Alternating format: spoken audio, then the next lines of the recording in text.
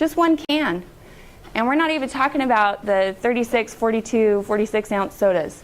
An increase in our sedentary lifestyle, you know, going back to that girl who's playing the virtual hopscotch. A lot of that is partly we don't have as safe of environments to go outside and play sports, do things outside. We don't have the access to these things because now it costs money to play sports. You know, the after-school programs are getting cut in the schools. It's just such a different environment from what we had in the 50s where you were required to do certain things.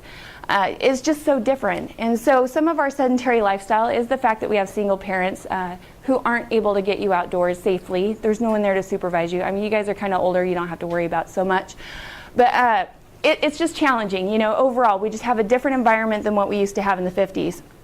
And the one thing that stood out to people and why they started doing research is because fast food started totaling 50% of our calorie intake per day. And in some communities, it counted for a lot more, up to 70 to 100% of the calorie intake. Where do you think that was? Where? Oh, not necessarily state, but just type of environment you would live in. Low income. Because there weren't a lot of parents in the home to help. If you have a drug parent who's gone, doesn't come home for days, and your older brother taking care of little brother and all you've got is $5, are you going to cook for him or are you going to take him to fast food? So the severely low income populations, people who have those environments where they don't have a lot of parental guidance, they tend to eat fast food on a regular basis. And that's just what research shows.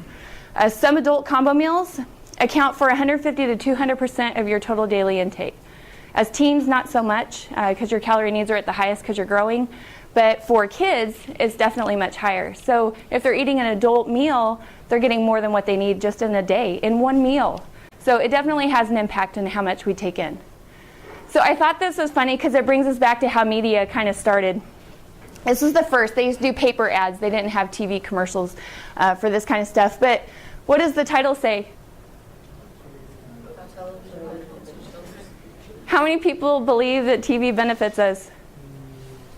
How many people believe that TV slows you down? Yeah, okay. You know it's true.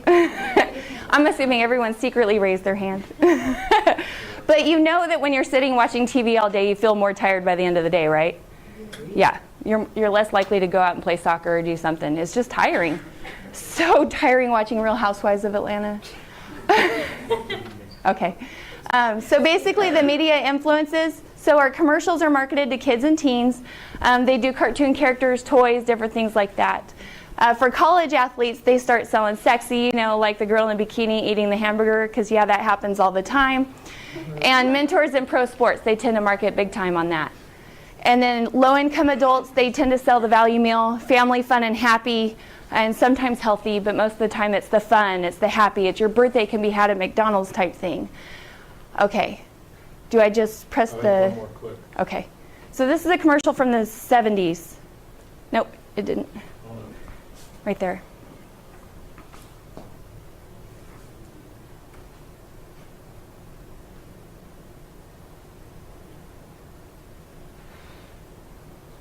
Really?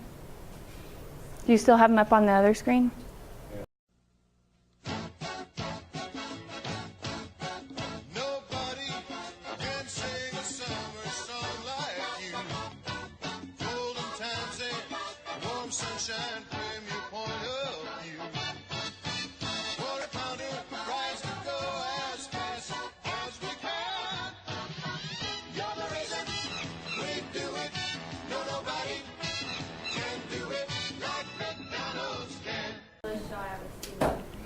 So what do you think of that? That was in the 70s. Dude, they're eating burgers on the beach. They look hot. And they're active. And they're active. I'm going to eat my burger and go play volleyball. It doesn't correlate to me, but that's what they were selling in the 70s. What age group were they selling? Teens. Okay? They weren't even marketing adults. I tried finding an adult commercial. Couldn't find one. The one I found, I think, is the next. Free ride, pull. Okay, the McDonald's Happy Meal guys. Roger, hamburger, fries, and soft drink. all regular size. How do you like the ride so far? Ride? What ride? Whoa! Ride. One for the King's Castle, one for the King's Show, one for his water, You get one of 5 different Happy Pails when you buy McDonald's Happy Meal. and one for the king. You can collect all 5 Happy Pails at McDonald's. Happy Meals. Who are they selling to? And the parents, because their kids are going to be happy if they eat Happy Meals. I want my kid to be happy too. So those are just kind of some minor trends. There were so many different commercials. You can always go to retrojunk.com. There's so many commercials from fast food on there. You could pull almost any of them. They're very funny. And some of them, like Cuba Gooding Jr. when he's a kid, it's just hilarious. But so just know, so that's fast food. Let's talk about obesity trends. So basically, I need to come over here. We have from 1990, if you notice, pretty much it's all blue. There's lighter blue and darker blue and then the middle blue. If you look down here, the light blue is considered less than 10% of the population for that state considered obese. Okay? Here in the medium blue, it's 10 to 14, and then the dark blue, it's 15 to 19. So basically, all the states have less than a 20% population of obesity. It's pretty low. It's still significant enough, but it's pretty low.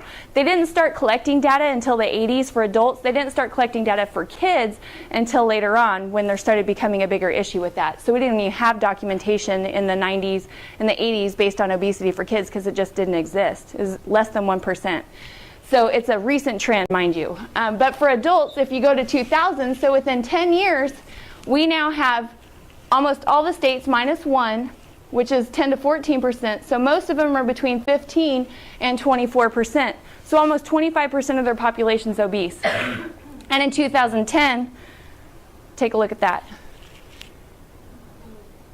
Not a single state without obesity, less than 20%.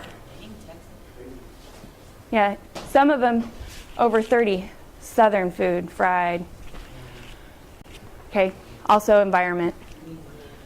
But California, they're supposed to be known as the healthy state. We're the granola people.